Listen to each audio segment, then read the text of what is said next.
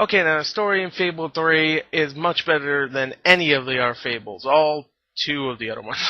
All two of the other ones. This one is much better. It's actually really, really good. It's I say this a lot, the classic story of rebellion, pretty much. People don't like this king. The king's brother, obviously the prince, is just like fed up with his brother ruling and dictating and just pretty much killing people for almost no reason. So he pretty much makes a revolution, and he wants to go and take over as king so he can make Albion right. And on his way, and of course that's the hero, so you play as him. And on his way, he recruits a whole bunch of other people, builds a freaking pretty much a clan, and attacks this king who is his brother. So it's pretty classic tale, but, I know I didn't explain it all that great, but, it's still really good because you have really likable characters. Finally, your hero can talk. I'll talk about that a little bit more in the sound. And you really like these characters. You really like the story because it's a story that is classic and, used a lot in like movies, but not really much in video games. So it's really cool to see it in this world. So yeah, I really like the story. Let's go on to the sound of the game. Okay, now the sound in this game is fantastic. That voice acting is just superb. I mean, you have Simon Pegg, who I love, Michael Fassbender, who is in a lot of movies nowadays. He was in Glorious Bastards, he was in Centurion, which came out 2 months ago, and he was in Eden Lake, which I just reviewed. And now he voices the king, the corrupt king, and he's really good also. I don't know who voices the actual hero. He doesn't talk all that much, but when he does, it's cool that he has a voice, and he sounds like a hero. He has that kind of British accent. He sounds like a like 22-year-old. I don't know how old the hero is. They don't really explain. But yeah, I mean, it's cool to have him, have a voice. You have John Cleese, who plays Jasper the Butler.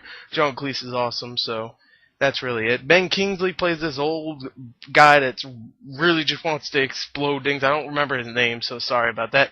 And yeah, just the voice acting and the sound effects also are really good. So yeah, sound is great. So let's go on to the graphics.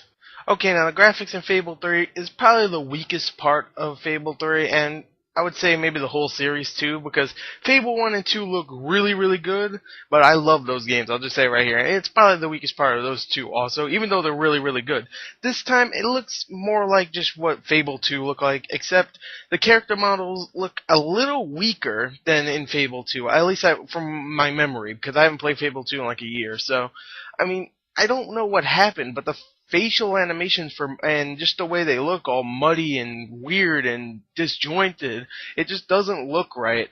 But the environments themselves are sometimes really good and sometimes breathtaking. There was one part where you're in a desert and it looked amazing. I was like, oh my god, but you don't spend that much time in there. So I'm like, oh, okay, but still, it looked fantastic. And there's a whole bunch of different effects here and there. You get to cast spells like in Fable 2 and Fable 1, and they all look really good. And the enemies look great also. Their character models are a little better. Maybe not for the human characters, but maybe for like the Hobbs and the Shades and the Balverines, all those. They look really good, but character models are pretty weak. So graphics are really good, just not great like Fable 1 and 2, I would say.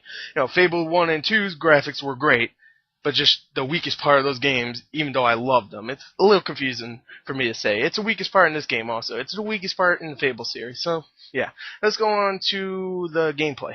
Okay, now the gameplay in Fable 3 is, I'll say it right here, and I'll say it for all of the Fable games, it's the best part of the game. I love the gameplay in this. Sure, it might get confusing sometimes. The camera might get a little wonky. Sometimes it might go a little too high, maybe a little too close in combat.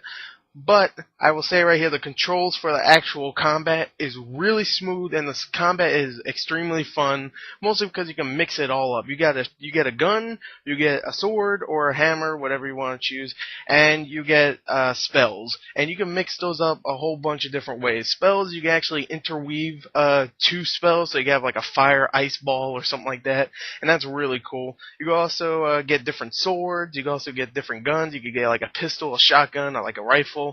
you can get a whole bunch of different weapons. Let's just say that right there. So there's a whole bunch of different ways you can kill your enemies. You also get a whole bunch of different enemies too. You get mercenaries, you get shades, you get sand creatures. I forgot what they're called. You get the sand creatures, you get the balverines, you get the hobs. You get a whole bunch. You get hollow men.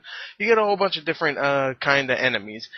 The game, unlike all the other Fables, is actually pretty long. It's about, I would say, 13 to 14 hours, and Fable 1 and 2 were both like about 7 to 8, maybe even 9 hours, but you also had side missions in that. And this one, you have a whole bunch of side missions. Now, you have the regular side missions where there's actually a story to go with that side mission, but there's also side missions in this game where you just like do relationship quests, which is like if you want to be someone's friend, like a random civilian's friend, you have to go do like a delivery mission or talk to someone or something like that, or like bring someone to somewhere, and that's really cool. I mean, it's gonna get repetitive obviously soon because it's mostly the same kind of thing, just go and deliver something, but it's still kind of cool to have it there.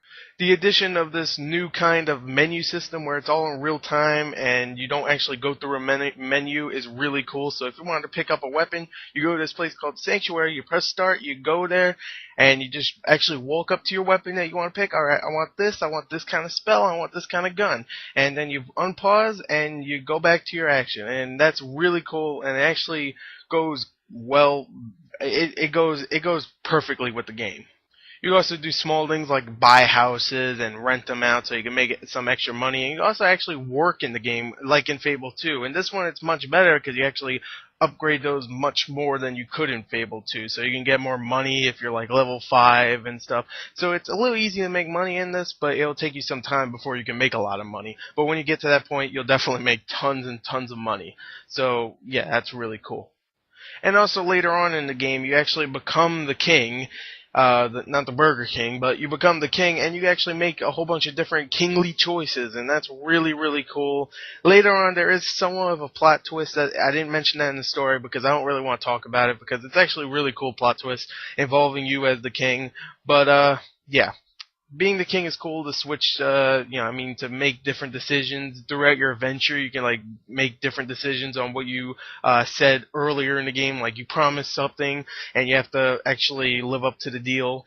And will you actually live up to it, or will you say screw it for the benefit of the people? So yeah. I really, really like that. I really love this game, and overall, I think I talked enough about the gameplay for me to tell you I love this game. I really do. I love Fable 3, even though it has some glitches here and there, and it's still not the longest game like for any other RPG. It's still a pretty good length, and you also have co-op multiplayer, which is pretty good and runs pretty smooth. So, yeah. Overall, I love Fable 3. It's definitely one of my favorites of the year, and Fable is still one of my favorite RPG series of the year. I mean, ever. Not of the year, but ever.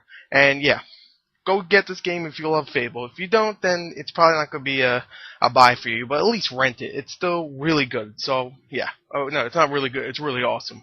I love this game. Yeah. Thank you, and check the description for the written review, and goodbye.